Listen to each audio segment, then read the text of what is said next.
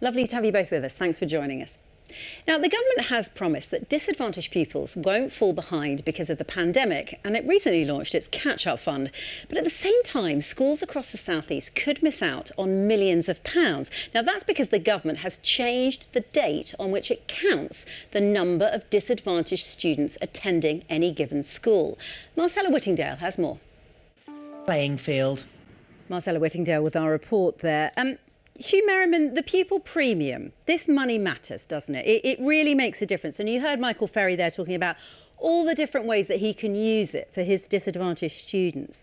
Why is this government risking anything that could mean some of those disadvantaged students aren't counted and therefore schools don't get the full amount they're due?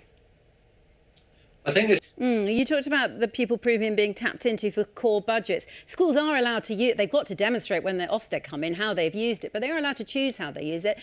Are you suggesting that shouldn't be the case? Generally, and I know it's a subject that you've talked about in your constituency as well. Hugh, the government talks a lot about all the billions it's putting in, but the IFS say that in real terms there's going to be no more money in education by 2023 than there was in 2010 when the Conservatives first came to power, that in real terms they took so much out that they're only putting back what they took out. That's not a record to be proud of as a Tory MP, is it?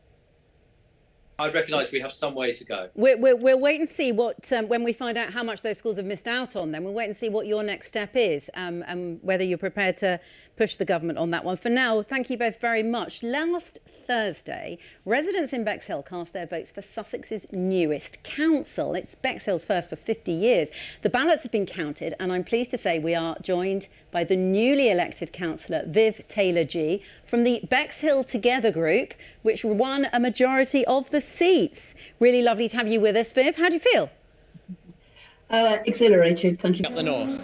That was last Sunday. On Tuesday, the government announced it would be pushing ahead with laws which aim to stop local opponents blocking building in certain areas. Gosh, what's the impact of that going to be? Hugh Merriman, we'll get to the Queen's speech in a moment that I just mentioned, but first, do you agree with the leader of Worthing Borough Council there that those high housing targets are putting off traditional Conservative voters in the South East? The local schools. Let's take that as one of the housing issues, Hugh, as a teacher's son. Let's come back to this. Your party has really created a impossible scenario, hasn't it? You've got local authorities who are responsible to ensure that there are sufficient school places. So let's say Kent County Council, they've got to ensure there are sufficient school places, but they are not allowed to open new schools. Only an academy trust can open a new school. And so you've got rules in place which actually prevent the infrastructure from being created. Yeah, well, Talk about the planning then, because this is exactly what's come up in the Queen's speech. Catherine, what do you make of the new ideas around planning? I mean, some people are saying this is literally the biggest thing that's happened in planning for decades. Does it work? Will it work? All around all those issues you've talked about. I mean, is there not an opportunity here to deal with that infrastructure, to require levies in order that developers can pay for the future infrastructure that comes with the housing? To come on that one. I know we'll come back to it. Let's move on to tomorrow. From tomorrow, you are allowed to go on an international holiday again.